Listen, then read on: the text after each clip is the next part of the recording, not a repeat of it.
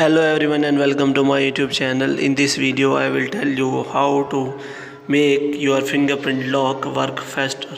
For this you have to go to setting. In setting you have to go to biometrics and security. In biometric and security you can easily find fingerprint.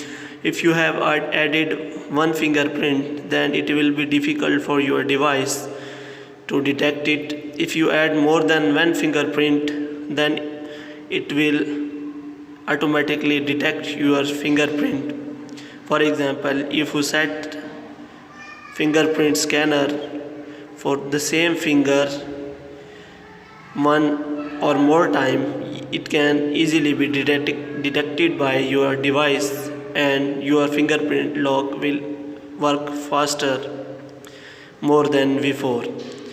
As you can see, I have set two fingerprint lock and I am going to set another fingerprint for my device.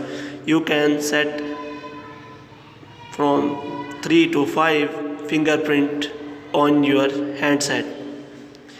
It will increase your fingerprint performance as your fingerprint is scanned perfectly on your device. If you are new to this channel, kindly like this video and subscribe our channel.